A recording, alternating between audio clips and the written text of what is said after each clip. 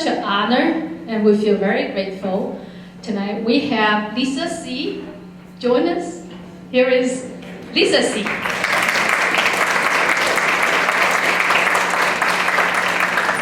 For the year of the sheep is very special.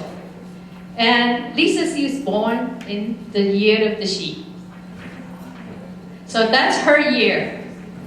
And people born in this year, very creative, calm, and gentle, frank, and honest. I'm sure Lisa has all these characters. And today she's going to do some presentation, and we also have Mary Tom to be here tonight to share the story. And now I'm going to pass this to Lisa C. So I thought I would start with just talking a little bit about my family and about why I write about the Chinese-American experience. I am part Chinese. My great-great-grandfather came to this country to work on the building of the Transcontinental Railroad. I like to think of this man as one of the original deadbeat dads. You were supposed to come here, work hard, save up your money, and send it back home to China. Not my great-great-grandfather. He had fondness for women and gambling, something that continues in our family even today.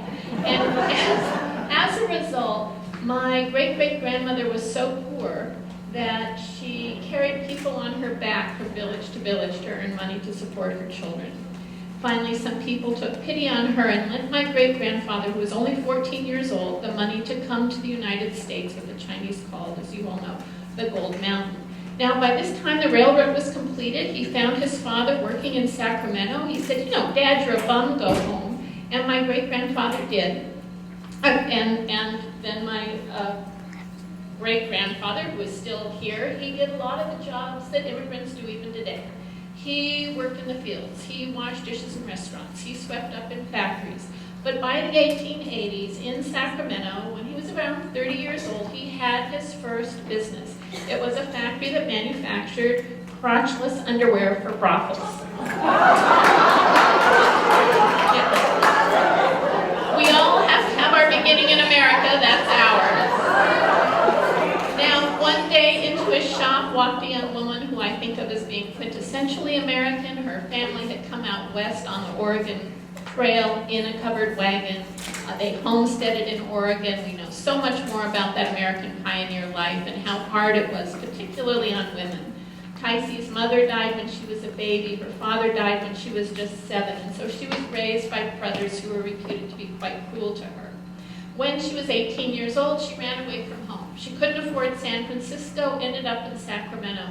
And it wasn't like it is today, where if you're a young woman on your own and worst comes to worst, you could go work at Starbucks or 7-Eleven or Walmart or something like that. No one would hire her. I know she had one option for a job, but as far as I know, she didn't take it. And she ended up in Chinatown begging my great-grandfather for a job, and he did hire her to sell what we called in our family fancy underwear for fancy ladies. And one thing led to another. They fell in love. They decided to get married. But I use that term very loosely because here in the West, 28 states, it was against the law for Chinese and Caucasians to marry. It was against the law in California till 1948, against the law in Washington State till 1967. I don't know what it was here. So this was all the way down to a quarter Chinese. In California, it was also against the law for Chinese down to a quarter to own property in the state. And at the federal level, it was against the law for Chinese to become naturalized citizens until 1943 with the overturn of the Chinese Exclusion Act.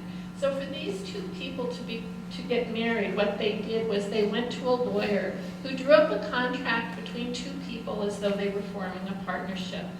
My grandparents went to Mexico to get married, and my own parents were only the second couple in our whole extended family to be married legally in the United States.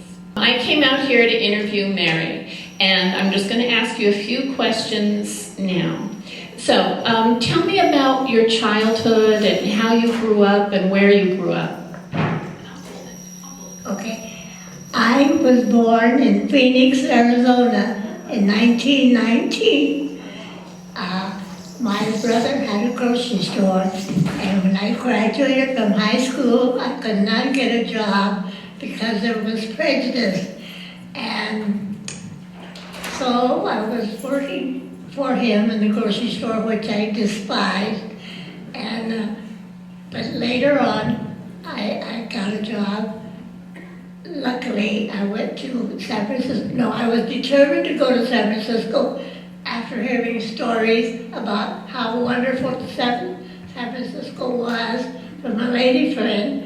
And she invited me to go and stay with her in a one-night free house hotel. So I did.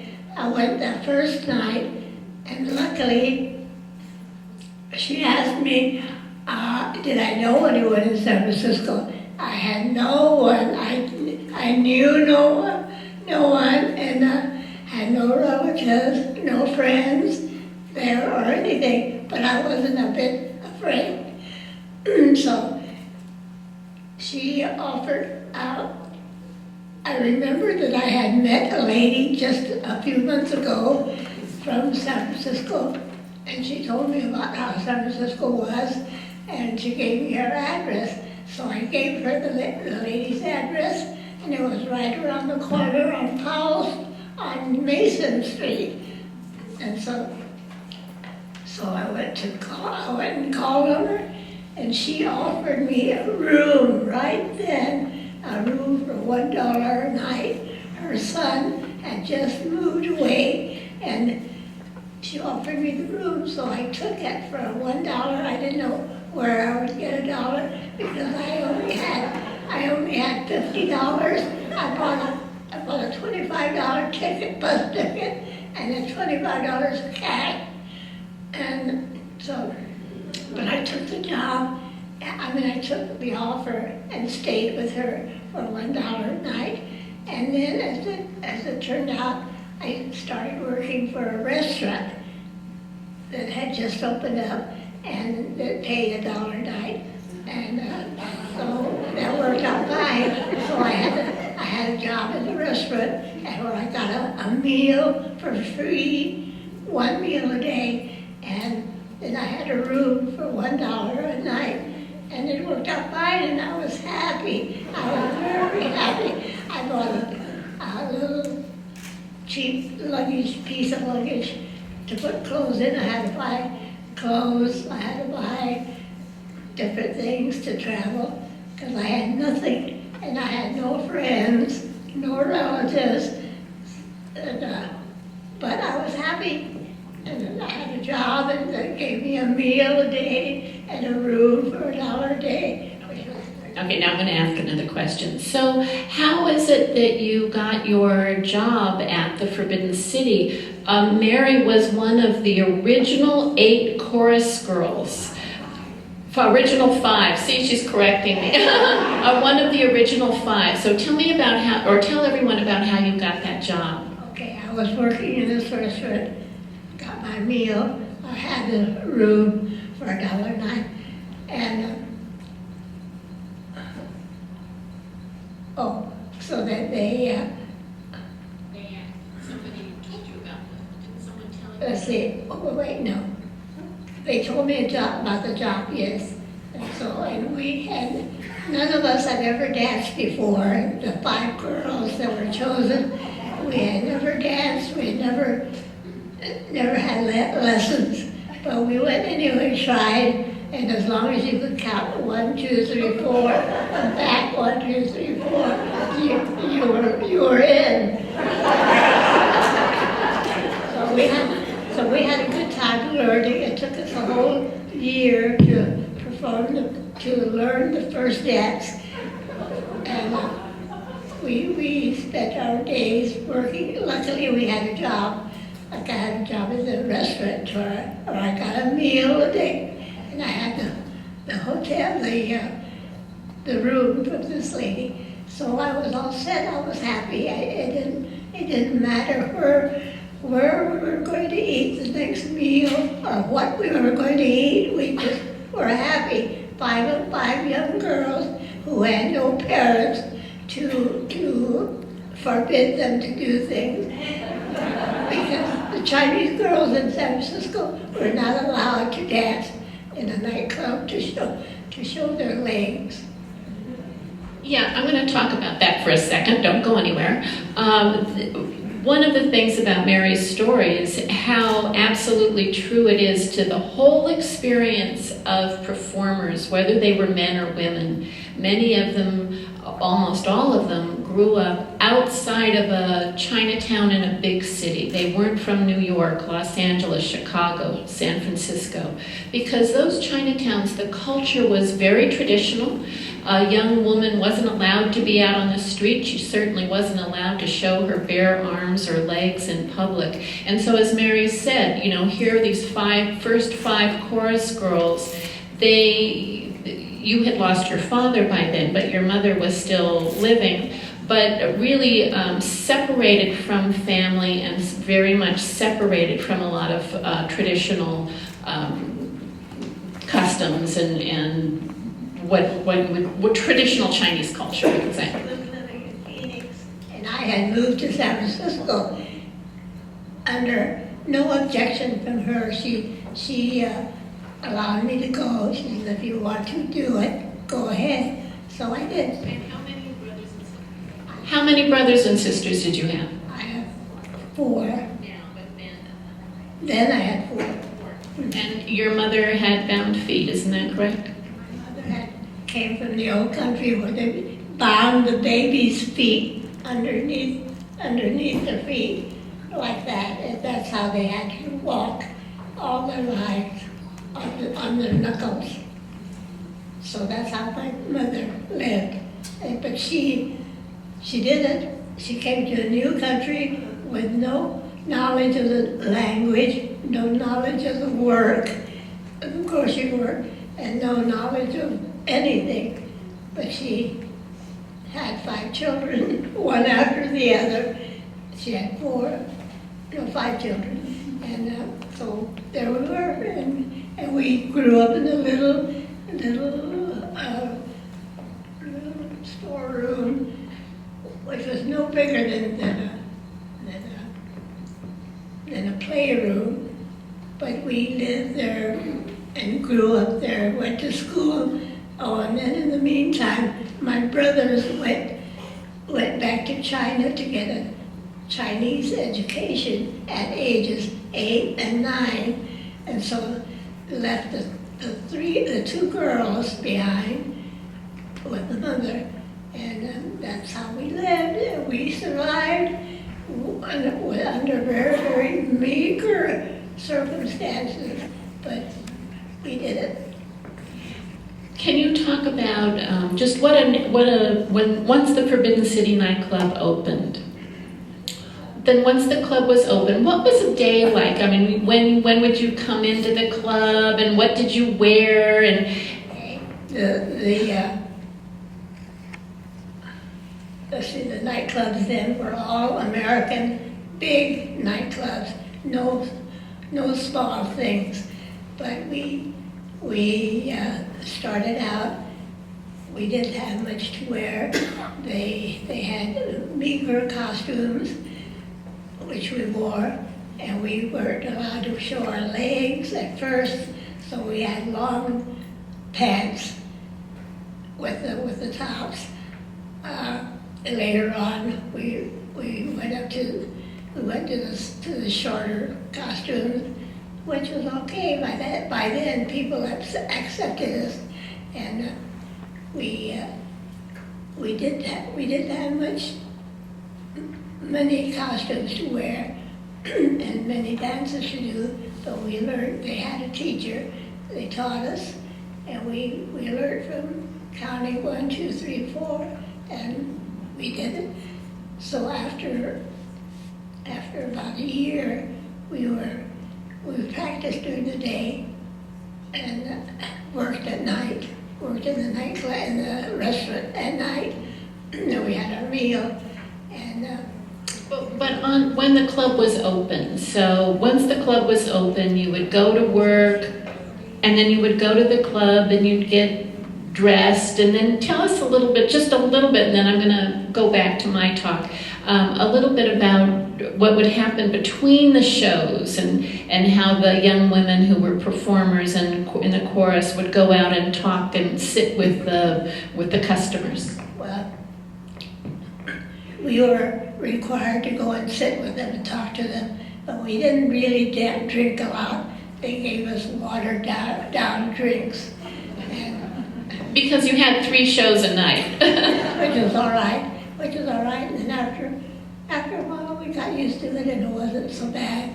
And they did not force us to go and mingle with the customers or to do anything wrong. We just danced with them, and we learned how to do the things that they do, serving them. And it was very, very good, very nice and clean, and there was nothing dirty about it. And am I right that you met your husband? Didn't he come into the club? Am I correct about that? Oh, that was a funny thing. My husband's friend was from Tucson, and my husband was from Tucson. I was from Phoenix, so this friend of my husband's came out to Tucson, to San Francisco, to court this girl that he liked, and it was a friend of my husband's. But she had to have a babysitter, so she couldn't go by herself, and so my husband was his babysitter, and I went along as my girlfriend's babysitter. So the 2 of us were just babysitters, and we went along with them wherever they went, and we had a good time for a whole month. And it was a lot of fun, and we did nothing wrong.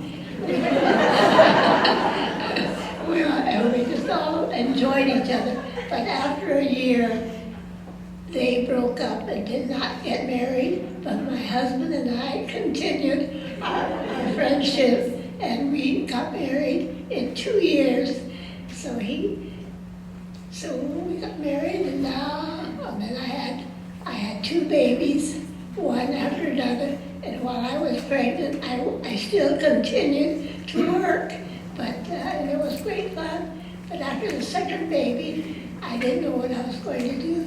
The war was over. The soldier boys scattered, went home, and there wasn't much else to do. So we decided to come back to Tucson, where it was a healthier climate for the children. I decided to stay with the children rather than go on the road. So I did that, and so I stayed, had 3 more children, so I had 5 altogether, and that's how it came about. Thank you so much, Mary. Thank you, such amazing. So there's some other aspects to this book. So just imagine you've got these 3 girls, you've got the nightclub, things are going along pretty well, and then Pearl Harbor comes along, and overnight things change across our country. To all of our people. It changes how we look at the outside world. It changes how we look at each other. It changes what we eat, how we dress, and it changes for women. Everything changes. And if you consider the West, and let's just focus on San Francisco, it's like a microcosm, and things are changing there dramatically. Overnight, on the hills surrounding the bay, there are now radar towers looking for Japanese planes. You have, at night, giant tugboats that pull these heavy-duty nets from the San Francisco side to the Sausalito side, so that Japanese submarines won't sneak into the bay. You have, I'll just say this. They also had during the day planes that would go out and look for Japanese submarines. They never found any, but they did sink several whales in real life. This was a place where there was a lot of building going on for the war effort. Ships, ambulances, jeeps, tanks. At one point during the war, San Francisco was producing a ship a day, and many of the people who worked in those shipyards were women. It's where Rosie the Riveter was invented. San Francisco was also a liberty port, so all the men who were shipping out to the Pacific, all the men who were coming back from the Pacific were passing through San Francisco. And what do young men who may not have another tomorrow want? Mai Tai, wine, women, and song. Yeah, definitely, definitely. So these clubs that had been going along pretty nicely, all of a sudden the business just really takes off. And they've got these pack shows 3 times a night and lines around the block, and they're just packed, packed, packed. So the thing is, even though some things are going really well, and it's a very transformative time, and certainly it's transformative for Chinese Americans, and I'm going to get to that. It's also transformative for Japanese Americans. This is a time of incredible issues of race and racism. And so for the Chinese, this is again, this transformative moment. Now China and the US were allies. The Chinese Exclusion Act of 1882 could no longer stand. This was the one federal law from which all the other laws trickled down. And so finally it's overturned. And now it doesn't happen overnight. It takes all the way till 1967 for all of the rest of those laws to be wiped off the books. But this is the one change that now paves the way for people to become naturalized citizens, for people to become truly Chinese American, unless you'd already been born here. This was hugely transformative. Now, all of the negativity that had been out there for decades about the Chinese now shifted to the Japanese. And I found these articles in Time and Life magazines 2 weeks after the bombing of Pearl Harbor, which were almost identical. They both showed a drawing of a man with arrows pointing at different parts of his body. And in Life magazine, what they wrote, and I'm going to read this, that they were encouraging their readers to overcome their distressing ignorance on the delicate question of how to tell the difference between a Chinese and a Japanese.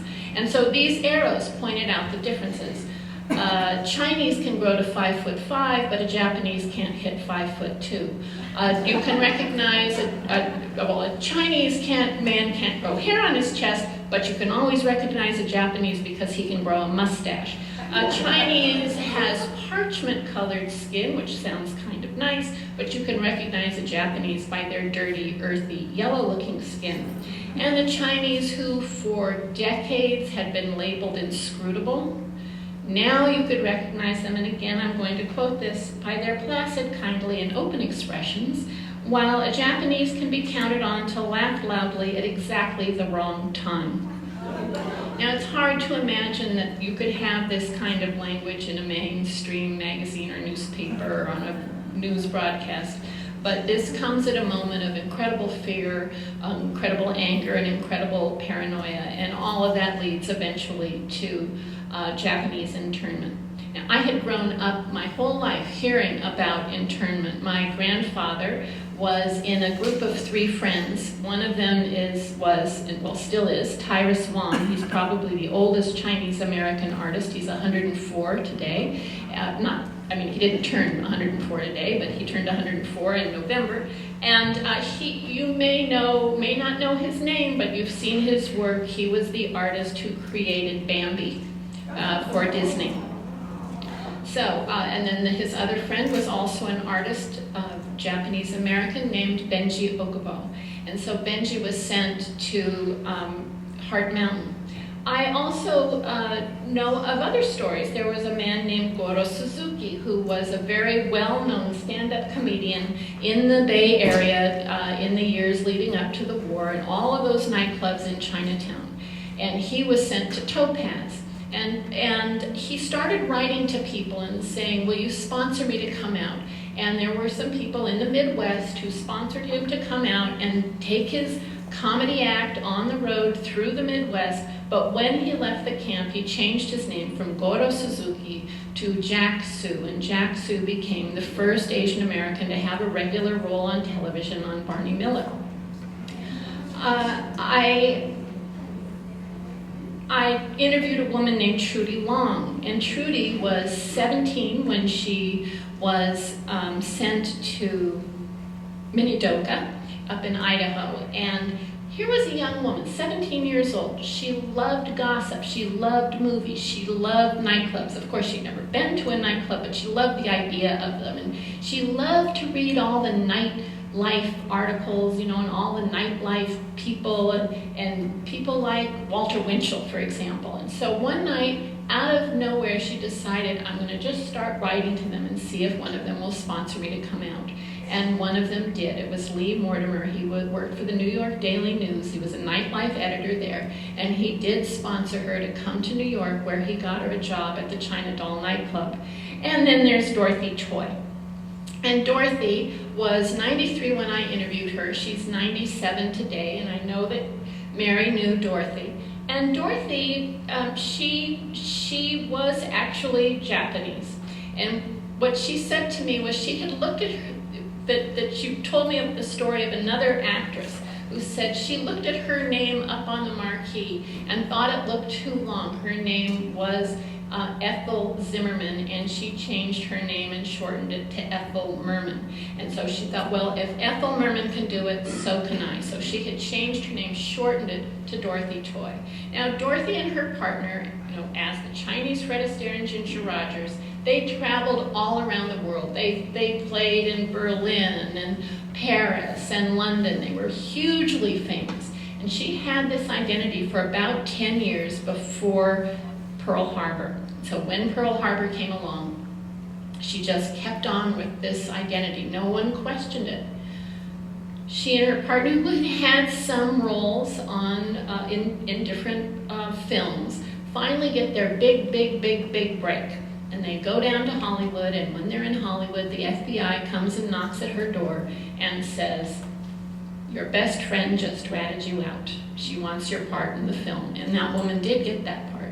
And we're going to give you a choice, because we understand that you're famous. We get it that you're famous, so we're going to give you this choice. Either you need to leave the state, or you can go and stay with your family in the internment camp. And so she chose to leave the state, and she and her sister, who was a singer, traveled through the South, where going nightclub to nightclub, doing this kind of song and dance act, and where Dorothy told me they'd never seen a Chinese, they'd never seen a Japanese, they couldn't tell the difference, we knew we'd be safe.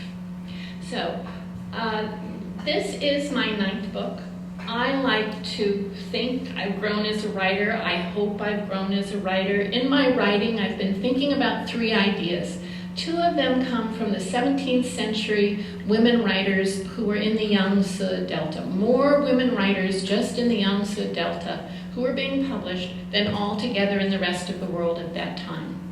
Really remarkable women. And they had these 2 ideas. One was this idea that art is the heartbeat of the artist. And these words that I write and these books that I write, they are my heartbeat. The other is that you have to cut to the bone to write. And again, I don't know how many of you have read my books, but if you have, you know there's some really sad things that happen in them, and this book is no exception. And it's very hard for me to do that. I don't wake up in the morning and think, oh, goody, beautiful moon gets to die today. I mean, I just don't. It's very hard for me. And sometimes it's a scene that lasts a day, and sometimes it's pretty much a whole book, like Dreams of Joy, which is just really very sad, and it takes place during the Great Leap Forward in China, and 45 million people starved to death during that. So it was very hard for me to stay in that day after day after day. But what is it that writers are doing, and what is it that artists are trying to do? We're trying, and I know this sounds kind of highfalutin, but we're trying to get to the heart of human experience, the heart of human emotions, the heart of what it means to be a human being here on this earth. And that's not an easy place to go when you have to cut to the bone. And then the last is a couple of lines from Wallace Stegner's Angle of Repose. And I use these lines as the epigraph for On Gold Mountain, which was my first book, the book about my family. When I used these lines, I didn't know that they were going to be the words that would carry me through to today, will carry me through to every single book that I write till I die. And here's what he wrote. Fooling around in the papers, my grandparents, especially my grandmother, left behind. I get glimpses of lives close to mine, related to mine in ways I recognize but don't completely understand. I'd like to live in their clothes a while. And that's what I've been trying to do, is just live in their clothes a while. Thank you so much. Lisa has time to take a couple of questions if anybody has them. Or for Mary, too. I can take this back over to her if you have questions. Otherwise, we can go back out and eat some egg rolls. Mary, do you have any sisters or family here in Tucson still today? Yes, I have my daughter here, my granddaughter, and who else? Oh, my son here. Okay. Anybody else? Yes.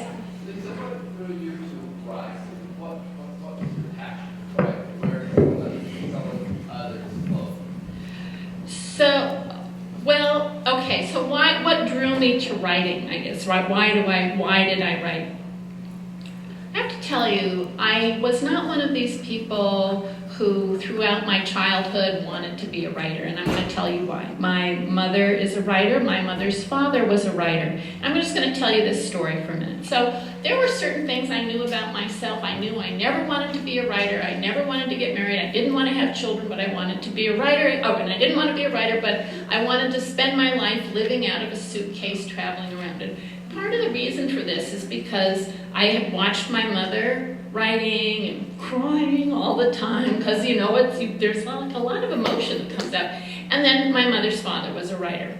Now he was an interesting man. He also had was like the ladies, let's just say, and he had 5 wives. Not all at once, but one after the other.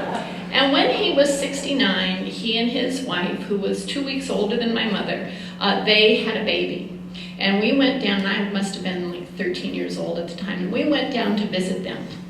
And he was depressed, as you might imagine, because if you're 69 and you have a newborn baby in the house, I'd be depressed. So my mom, even though she was a writer, she was a single mother, she was a PhD in English, there wasn't a lot of work back then, and so one way that she used to support us, and this is back in the 1960s, was as an expert witness in pornography trials. And so, she was Dr. C, and so they'd come up and say, oh, Dr. C, this language here is so offensive. And she'd say, oh, yes, well, this really derives from Shakespeare and, the fourth scene and Othello or something like that. So she was the expert witness. And she had brought this whole stack of books. And I remember this so clearly. We were sitting at the kitchen table. My grandfather was so bummed. The stack of books was there. And finally, he just took one of them, started leafing through, took one of them, tootled off down to the back bedroom, came out a few hours later really much more cheerful. And not for the usual reasons, but he said, I could write something better than this. And in fact, 2 weeks later, he had written his first hardcore pornographic novel. Now, here is a man who had always in his life wanted to write the great American novel, but like many people, he never got around to it. But now it seemed he'd found his calling. They always say about writers, write what you know. And he seemed to know a lot, because between that time and when he died, he wrote and published something like 76 hardcore pornographic novels. So I didn't really want to be a writer, okay? And I had this idea in my head. So when I was in college, I took 2 years off, and I was traveling around in Europe, and this dates me more than anything. It was back, and for those of you who can count the Chinese zodiac, you know how old I'm going to be next week. Because I'm a sheep year, and it's so sad. We were traveling around, and this is back when you could do it on $5 a day or less. And there came a point when I was in Greece and just living there, and I had this idea, I I don't want to get married, I don't want to be a writer, I don't want to have kids, I always want to live out of a suitcase. How on earth am I going to do that? How am I going to support myself? I had just been thinking about this for, a couple of years at that point. And one morning I woke up and it was like this light bulb went off. Oh, I could be a writer. And when I came home, in the first 48 hours, I got my first 2 magazine assignments. Now, clearly I didn't know myself very well because I did get married to a wonderful person. We have 2 children. We now have a grandchild. I became a writer. I still spend a lot of time living out of a suitcase, but the bloom is a little bit off that rose by now.